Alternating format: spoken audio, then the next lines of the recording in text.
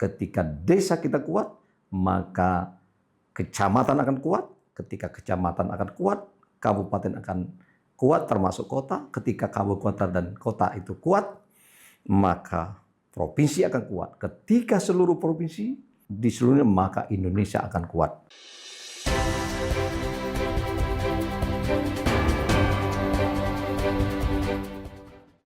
Baik, saudara-saudara sekalian, dalam rangka menyikapi kegiatan dan program pemerintah Presiden Prabowo Subianto, khususnya yang berkaitan dengan desa, sesungguhnya memang luar biasa saya lihat program Astacita Pak Prabowo ini, khususnya di Astacita yang ke-6, yaitu membangun dari desa untuk pemberantasan kemiskinan.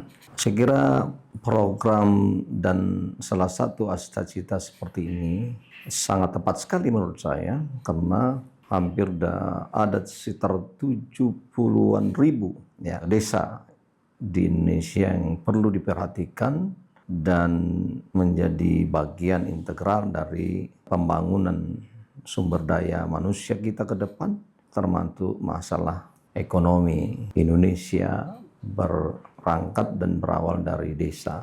Nah, oleh karena itu saya pikir ini perlu didukung dan disambut dengan baik oleh semua pihak, baik itu adalah pemerintah pusat, pemerintah daerah, kabupaten, kota, termasuk provinsi, desa, seluruh instansi pemerintah pusat dan daerah, juga adalah para pengusaha, apalagi juga adalah perguruan tinggi. Nah, saya ingin mengangkat persoalan ini hari ini melalui podcast dua profesor top isu yang tentu ini sangat menarik sekali ya. Di samping ini hal yang sangat mendasar bagi kehidupan Indonesia sekarang dan ke depan. Argumentasi secara empirik itu tentu adalah berawal dari begitu banyaknya masyarakat kita ya yang berada di tingkat pedesaan. Nah, oleh karena itu ya, saya ulang lagi, benar sekali program atau misi visinya Presiden Prabowo Subianto bersama Wakil Presiden mengambil salah satunya adalah soal desa. Nah, desa ini tidak bisa lepas dari faktor sejarah yang panjang dalam Republik Indonesia, dari perjuangan sebelum merdeka sampai pada perjuangan di saat pasca kita merdeka, ya, yang kita sering kenal dengan Pancaroba, ya, di tahun 45 sampai 59 itu, sebelum masuk pada zaman Orde Lama, terus masuk ke fase Orde Baru, sekarang adalah fase transisi reformasi. Selalu saya katakan kenapa pada saat sekarang ini adalah transisi reformasi, karena belum bisa kita katakan reformasi secara penuh. Belum terwujud reformasi, karena masih banyak hal-hal yang sangat mendasar yang perlu kita perbaiki, baik itu adalah cara berpikir, cara bersikap, termasuk bagaimana ya kita mengimplementasikan nilai-nilai Pancasila itu sendiri dalam kehidupan berbangsa, bermasyarakat dan bernegara. Ini belum sepenuhnya kita bisa lakukan secara konsisten ya, termasuk dalam konteks kita bagaimana kita mengimplementasikan prinsip-prinsip dan norma-norma di dalam konstitusi kita itu di tengah-tengah ya masyarakat luas secara konkret. Ini bagian dari kewajiban kita sebagai bangsa, sebagai masyarakat dan khususnya adalah pemerintah yang berkuasa saat ini, bagaimana tujuan nasional yang saya sering sebutkan adalah sebagai misi bernegara di dalam alinea keempat Undang-Undang Dasar Negara Republik Indonesia tahun 1945 itu diwujudkan, diimplementasikan sebagai bagian dari cita bernegara. Cita bernegara yang tentu saya lihat itu ada di alinea kedua. Itu bagaimana kita ingin membentuk sebuah negara Indonesia yang merdeka, berdaulat, bersatu, adil dan makmur. Ini saya namakan dengan cita bernegara, ya, atau visi bernegara. Yang alinea keempat tadi adalah misi bernegara. Nah, dalam rangka itu saya melihat apa yang dilakukan oleh Pak Presiden kita, Pak Prabowo Subianto, ya, melalui Asta Cita ke-6 dan akhirnya diimplementasikan oleh tentu kewajiban dari berbagai kementerian yang ada yang berkaitan dengan masyarakat desa. Khususnya adalah kalau di Kementerian Desa, Pak Menteri kita, Pak Yandri Susanto telah bersama-sama dengan Pak Wamen itu memiliki atau mempunyai sebuah program atau 12 program ya di Kementerian Desa ini sebagai bagian satu kesatuan dari apa yang diinginkan Asta Cita ke-6 Bapak Presiden. Nah, inilah saya kira momen yang paling tepat untuk kita bahas soal-soal desa dan otonomi desa. Namun masalahnya sekarang ada yang kita hadapi, salah satunya adalah sumber daya manusia kita masih terbatas. Sumber daya manusia yang profesional di desa itu terbatas. Oleh karena itu, Kementerian Desa juga telah memprogramkan sebuah agenda untuk bagaimana membuat desa itu secara tematik. Tematik artinya tergantung pada potensi daerah masing-masing. Ya, apakah dia adalah desa di daerah pantai, maka tentu unggulannya bisa jadi soal-soal potensi kelautan misalnya. Dan lain-lain yang berkaitan dengan potensi desa masing-masing. Apakah pariwisata? Ya, desa pariwisata.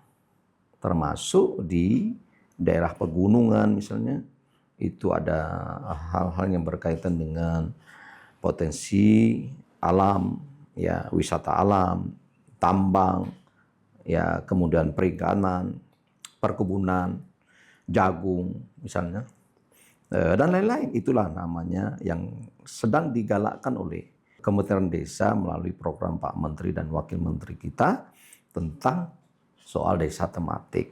Dan saya kira sangat realistis program ini, ya. Karena itu tinggal lagi persoalannya tadi adalah persoalan sumber daya yang mendukung agar program desa tematik tadi terwujud dengan cepat dan tepat, secara efektif dan secara efisien, ya. Nah, tidak hanya itu, ternyata program ini terus berjalan, ya. Belum cukup 1 tahun kabinet merah putih ini, ya, dideklarkan oleh Pak Presiden melalui Kementerian Desa, ya, sudah banyak hal-hal program-program yang berupaya agar desa, perekonomian desa ini nanti akan meningkat secara cepat, mandiri, desa yang mandiri, desa yang bersih lingkungan, desa yang bebas narkoba, desa yang masyarakatnya sadar hukum secara luas tentunya. Nah, ini didukung dengan program yang baru dengan instruksi Presiden nomor 9 tahun 2025 itu adalah ada namanya Koperasi Desa Merah Putih. Nah, alhamdulillah tanggal 21 Juli 2025 ya Bapak Presiden Prabowo Subianto telah meresmikan ada 80.081 koperasi desa Merah Putih ya yang diresmikan secara resmi, secara serentak ya yang berbadan hukum tentunya itu di Klaten. Nah, ini tentu semuanya adalah salah satu upaya untuk meningkatkan ya perekonomian desa, bagaimana tentunya partisipasi masyarakat dalam rangka untuk memperkuat ya sektor ekonomi ini melalui koperasi desa Merah Putih. Ya, saya pikir tentu perlu kita kawal, perlu kita dukung, dan tentu kalau memang masih ada hal-hal yang kurang atau tidak sesuai dengan prinsip atau peraturan perundangan, saya kira ini juga kewajiban kita bersama untuk mengontrol ya dan mengkritisi tentunya agar ini program ini cepat terwujud ya, sehingga kalau ini cepat terwujud dan terlihat nanti dalam tahun-tahun mendatang misalnya akan mempermudah ya masyarakat desa, misalnya di situ ada apotek atau kegiatan-kegiatan yang sifatnya sesuai dengan potensi desa masing-masing. Saya pikir ini program yang sangat dahsyat nanti ini untuk memajukan desa, asal dengan catatan ya para pengelolanya, para ketua pengurus koperasinya tidak coba-coba ya melanggar aturan yang ada. Sebab kalau ini misalnya uang yang disediakan untuk koperasi desa Merah Putih ini tidak dikelola dengan baik, tentu memang ini akan berakibat kepada kerugian kita bersama, khususnya masyarakat desa di mana koperasi itu sendiri berada misalnya. Oleh karena itu saya kira ini adalah kita tidak bisa saja menyerahkan kepada pengurus koperasi, tapi masyarakat desa ya dengan segala stakeholder yang ada ya, tokoh-tokoh masyarakat, tokoh-tokoh pemudanya, kemudian tokoh-tokoh agama di desa itu diharapkan untuk selalu berkontribusi yang positif ya, membantu itu banyak cara ya, samping memang apakah dengan pikiran-pikiran, apakah dengan tenaga, apakah dengan materi, ya artinya kalau dia pengusaha bekerja sama dengan BUMDes misalnya di situ, saya kira program ini adalah sangat realistis untuk bagaimana memajukan perekonomian masyarakat kita desa. Ketika ini berhasil misalnya, jangankan 100%, 80% saja ini berhasil, berarti 80% dari 70 ribuan desa di Indonesia akan terdongkrak ekonominya, sehingga dengan demikian ketika ya desa-desa di seluruh Indonesia dengan persentase 80 atau 90% melalui koperasi ini, ekonomi desa maju, ekonomi masyarakat lebih kuat, maka di sanalah nanti kita merasakan apakah soal kesejahteraan, apakah soal keadilan di situ, apakah soal pendidikan juga, anak-anak desa bisa maju dengan pendidikan yang bermutu, berkualitas misalnya. Ini semuanya saya kira program yang sangat perlu kita dukung bersama. Saya kira ini yang penting bagi kita untuk supaya kita lakukan, kita kawal ya, agar program ini berjalan dengan baik dan tepat guna. Oleh karena itu juga saya kira peran juga aparat penegak hukum saya kira juga tidak kalah pentingnya, sangat berguna ini. Ya, jangan sampai ya program ini ya terhambat atau disalahgunakan oleh oknum tertentu. Makanya kita kawal termasuk aparat penegak hukum. Seluruh komponen yang ada harus mengawal ya sesuai dengan profesinya masing-masing ya, sesuai dengan tugas dan tanggung jawabnya masing-masing. Tentu memang adalah termasuk para mahasiswa, pemuda, para dosen ini bisa kita minta bantu melibatkan orang-orang yang memiliki skill-skill ini atau expert ahli bidang-bidang tertentu, misalnya apakah bidang hukumnya, apakah bidang ekonominya, bidang kesehatannya, dan lain-lain. Saya kira ini bersatu padu untuk membantu ya Koperasi Merah Putih, dan tentu dari sanalah nanti desa kita bangun, desa dari bawah untuk ya memberantas kemiskinan akan terwujud.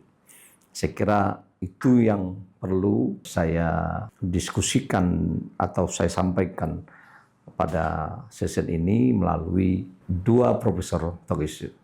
Saya kira mari kita kawal, mari kita bantu, mari kita bangun desa ya untuk memberantas kemiskinan di desa. Semoga desa kita kuat. Ketika desa kita kuat, maka kecamatan akan kuat. Ketika kecamatan akan kuat, kabupaten akan kuat termasuk kota. Ketika kabupaten dan kota itu kuat, maka provinsi akan kuat. Ketika seluruh provinsi di seluruhnya, maka Indonesia akan kuat. Saya kira demikian untuk sesi ini. Sampai jumpa di sesi lain dengan tidak kalah ya tema yang akan menarik dan aktual. Wassalamualaikum warahmatullahi wabarakatuh.